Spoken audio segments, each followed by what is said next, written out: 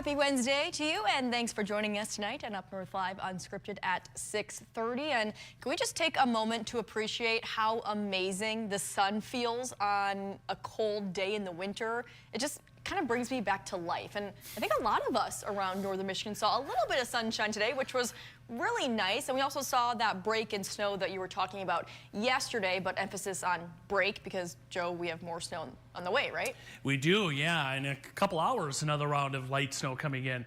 But yeah, this afternoon there was some sun in spots and yeah, special January treat out there. But more snow is coming in. We'll get a little bit of that tonight. I do think the roads, we're not looking at it a lot, but it only takes an inch or so sometimes to make the roads a little slippery. So it might be a little bit of an issue tomorrow morning.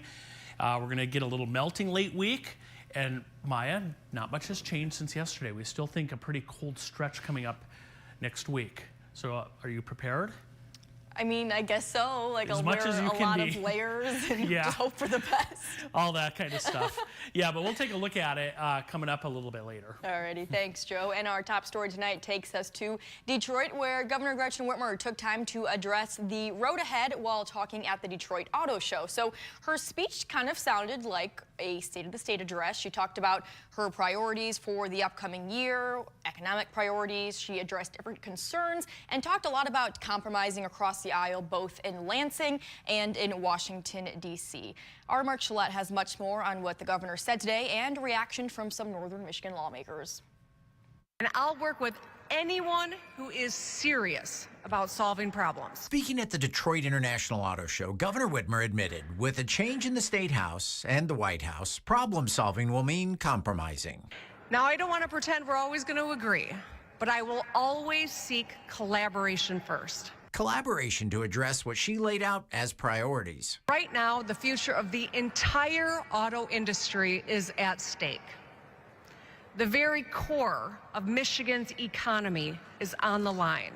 The governor making the case that in order for Michigan to remain a driving force in the auto industry, things need to change. She says Michigan needs to adjust policies and procedures to not only compete with China, but also with other states in the U.S., which are landing auto industry expansions. She proposed a new Make It in Michigan Auto Job Fund to help us close deals and move faster as we compete with other states and nations.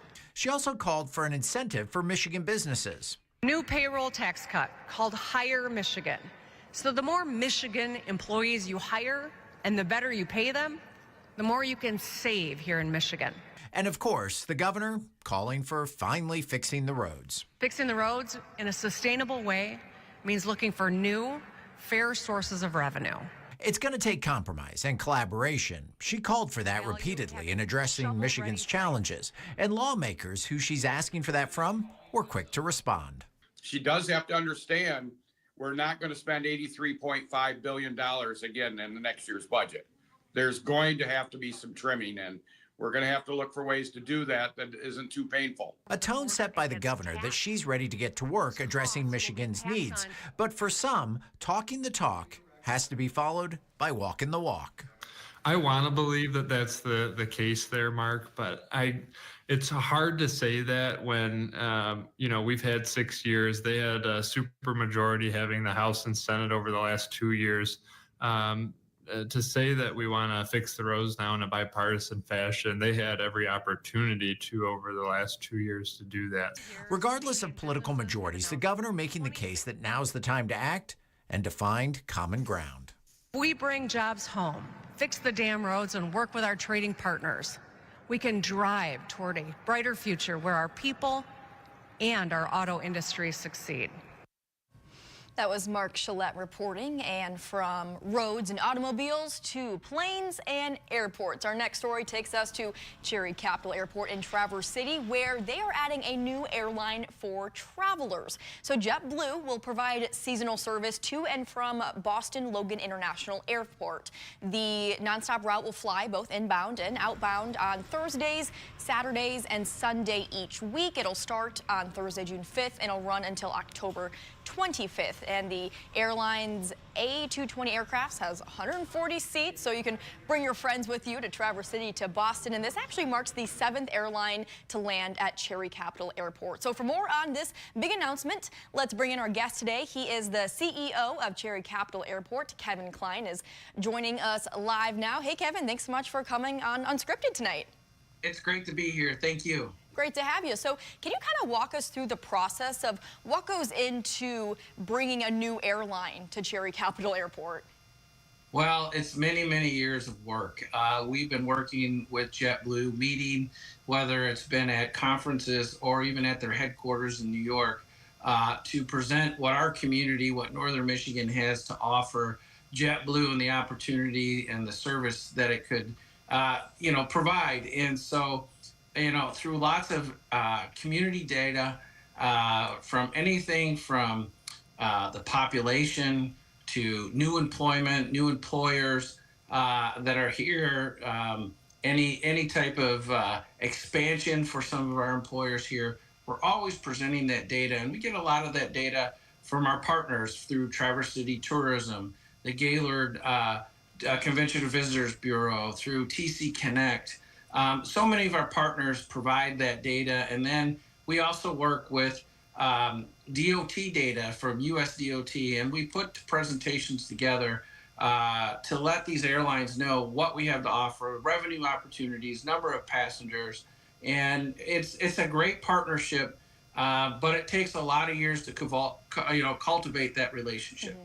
So when it comes to choosing a destination for these flights, is that based on the data collected from what the community here in Traverse City and surrounding areas want?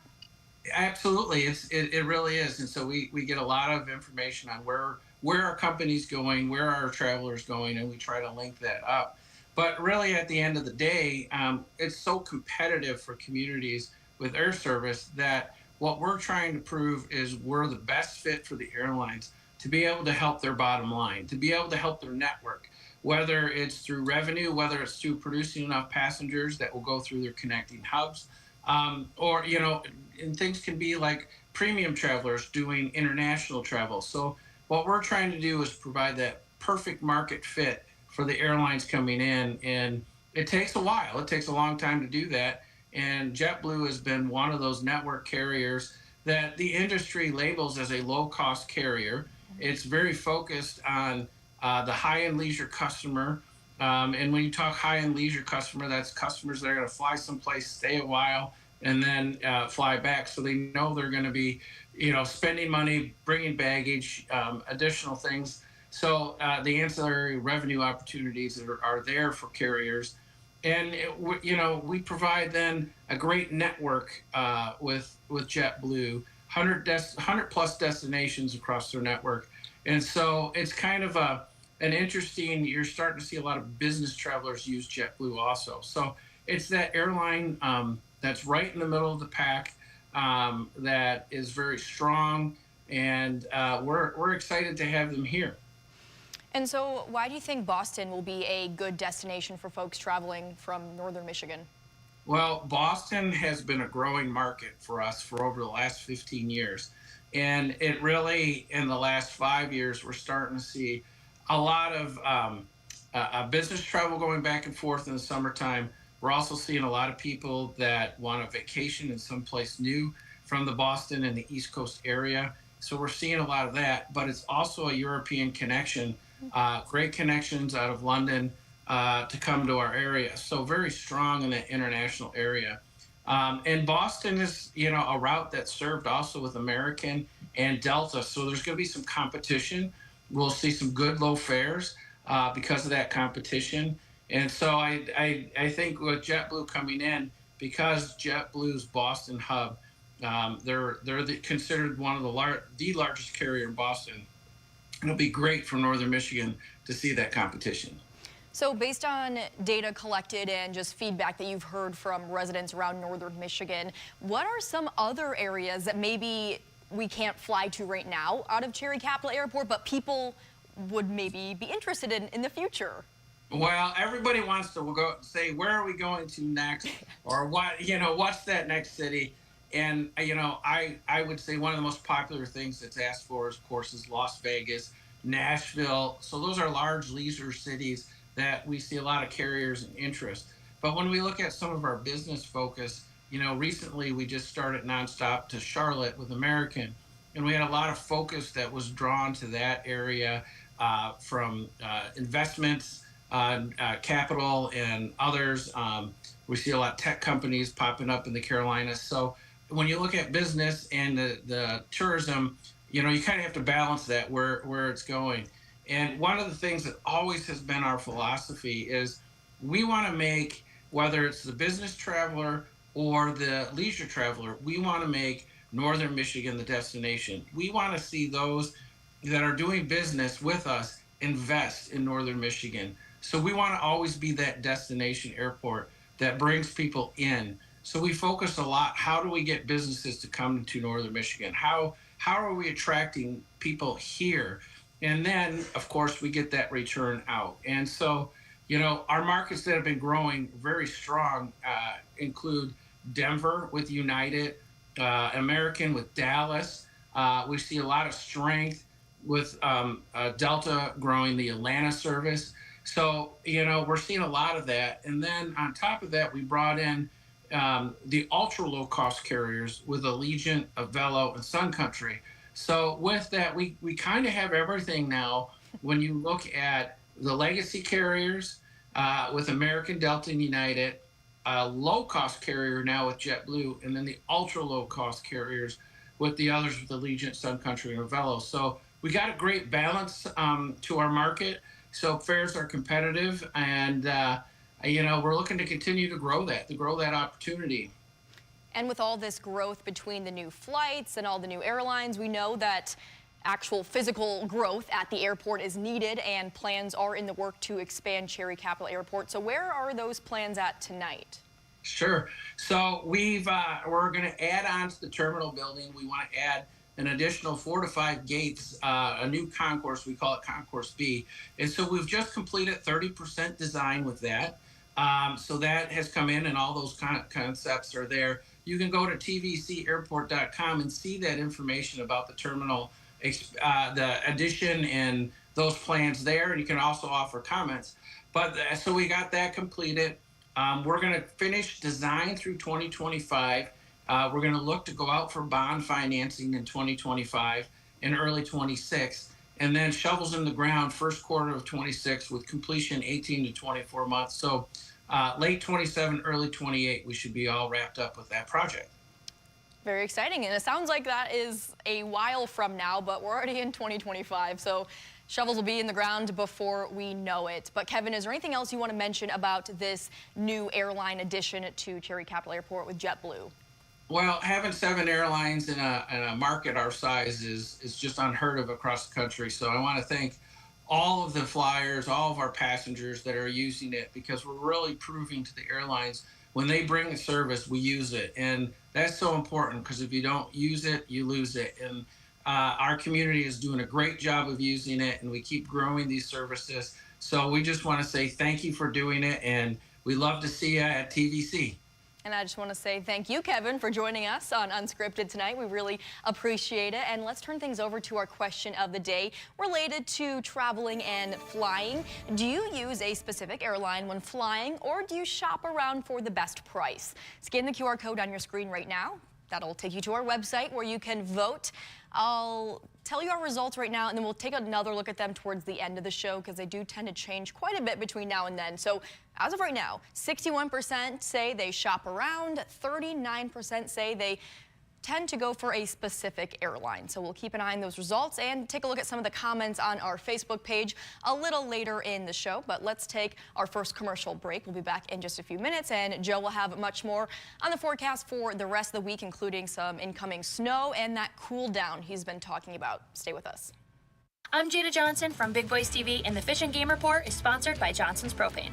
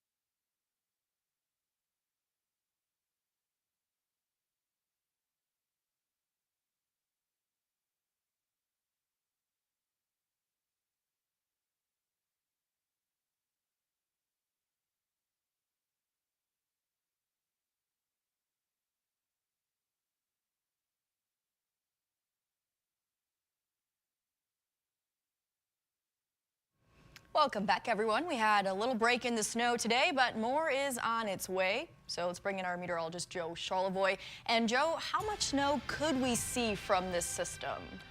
Yeah, you know, over the next 24 hours, maybe 1 to 3 inches out there. But that's kind of what we're looking at. Some of this will already start tonight, Maya, and then we'll see that tomorrow. But the only thing is, it's going to be a little warmer tomorrow.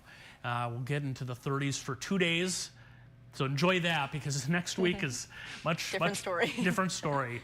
Yeah, and on that note about snow, let's take a look here. This is the snowfall that we've had so far. So there are the numbers in inches. Top on the list, at least of these cities: Gaylord, 114 inches. Sault Ste. Marie, over 100 inches of snow as well. And then look at Alpena, 26 for comparison. So this is the normal and then the plus minus normal. So Sault Ste. Marie is 44 inches above normal for snow so far this season. Gaylord's running a 40-inch surplus. Normally by now on this date, mid-February, or mid-January rather, 74 inches. You've had 114. Petoskey, Traverse City running a surplus. And then the exception is Alpena. You've had 32 inches, or your normal, I should say. Look at all these numbers here. Your normal snowfall is 32. You've had 26. So you're actually running about 6 inches below normal there. Here's a look at the radar picture tonight. We did have a little bit of lake effect snow earlier. That quickly ended. And then up here is, well, a front coming in. There is some snow tonight across the lake, western Wisconsin to the west and central UP, ahead of this frontal boundary, curling through Minnesota tonight. And it's not going to take very long for the snow to arrive here. So there's right now, there's midnight. Snow already getting into northern Michigan later tonight. We'll see some of that continuing overnight through tomorrow, and then this will morph into more of snow showers tomorrow afternoon and evening before that comes to an end. And then Friday to the north, maybe a little bit of snow, especially across parts of the UP and Straits. So with regard to the snowfall, by the time the sun comes up tomorrow morning, we'll stop the clock here around 7 o'clock. We're looking at 1 to 2 inches of accumulation. Maybe we'll squeeze out 3 there near the Ludington, Custer areas, Scottville perhaps. But that's through tomorrow morning, and there's through the afternoon. So Maya asked off the top how much snow over the next 24 hours. There's a look at it. Again, 1 to 3 inches for most of northern Michigan. Our thoughts on the cold next week have not changed. A little warm up Thursday, Friday with 30s, but then here comes this big dump of cold air. Right now, it appears that Monday and, well, even Sunday, but Monday and Tuesday will be the really cold days before that does retreat somewhat. And I'll just show you this. Take a look at Friday, right there, 30s. There's Saturday. There's Sunday. There's Monday. Yeah, pretty cold. By the way, Monday, look at the high temperatures in western Wisconsin. Highs in the teens below 0. And that's not the wind chill. It's actual air temperature. So cold stretch, it'll last for a few days, quick sting of cold air, Sunday, Monday, Tuesday. And of course, there'll be some lake effect snow with that. One thing I want to point out though too, it will be cold, but because it's going to be so cold, it's going to be a very powdery type of lake effect snow. So that's what's on the way, Maya. All righty, Joe, thanks so much for letting us know and for always keeping us informed on the weather. We appreciate it. And our sports director, Harrison Beebe, always keeps us informed on sports, so we'll hear more from him coming up next.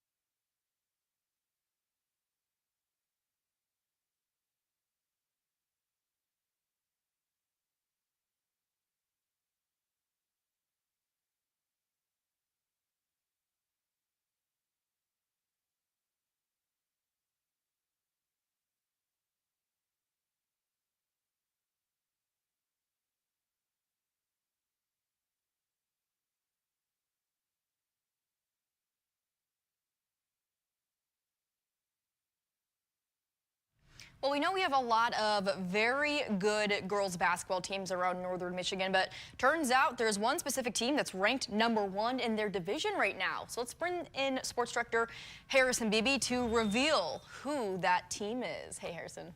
Hey, Maya. Yeah, St. Ignace. Kind of no shock there if you know the program pretty well up there just north of the Mackinac Bridge. But Dorian Ingalls has been coaching them for well over a decade now, probably 2 decades at this point. And I've seen the Saints play at the Final Four a few times at the President's Center, but it's been a while. It has the feeling like this year's team could be that team to finally get back to East Lansing, and they're ranked #1 in Division 4 as proof in the pudding so far. The one game I've seen of them in person was against Harbor Springs. This is highlights against the Rams from back in December, and Harbor Springs is a pretty good team. We'll have more on them in just a second here. St. Ignace looked dominant in that game on the road at Harbor Springs. So I'd expect some big things from the Saints. We're going to hopefully catch up with them later in the winter here and Coach Ingalls to ask about how good this team is and the ceiling that she thinks she sees for them. We lost the video. There was going to be more to that video, actually. Anyways, also want to give a shout out, speaking of Harbor Springs, Julia Flynn achieved a huge milestone for her career last night. The Rams taking on Sheboygan, and in that game, Olivia. I'm mixing up my Flynns. Maya, I joked about this with you yesterday. Unfortunately, Olivia Flynn has a name that pops up with a lot of old athletes. Olivia Flynn of Harbor Springs broke a huge record, surpassing 2,000 career points, and only 34 girls in the state of Michigan for high school basketball have done that in history. A bunch of them are right up here. In fact, the #2 person on that list is a person from Harbor Light Christian, right from Harbor Springs, and #1 on that list is still Central Lakes' Jasmine Hines, the only player in Michigan high school basketball history to go over 3,000, but Olivia Flynn is now on that list as well. She's number 33 with 2,013 career points. And Maya, as you well know, there's a lot of games left for Olivia this season to ratchet up those points. And speaking of interviews we want to do, we want to talk with Olivia as well as her brother and her dad, because her dad, John Flynn, is the coach of the boys team. He's already over 2,000 back when he played at Petoskey in high school, and her brother Braden just won over 1,000 as a junior earlier this year. So there's a chance to be 3 2,000-point scorers in that family before they're all said and done. Quite the athletic family there. All right, Harrison, thank you so much for joining us for that sports update on girls basketball across northern Michigan. We're going to take another quick commercial break, but we'll be back with the final results for our question of the day in just a few minutes.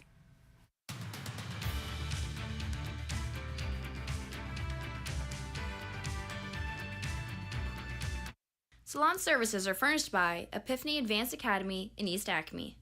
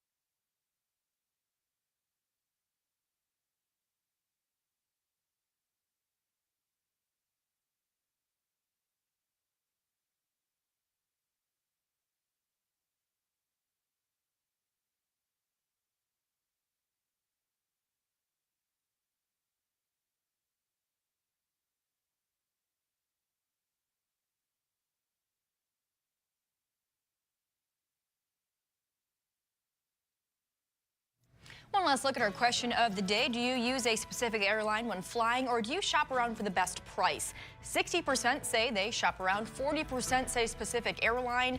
Looking at some of our Facebook comments, a lot of people say they really like Delta, seems to be the #1 airline in our comments. A lot of people say they go for the best deals. And then there's Warren, who says, I use the company-owned jet for all my travel needs. Must be nice to be Warren. Thanks so much for joining us tonight on Up North Live Unscripted. We'll see you back here at 11.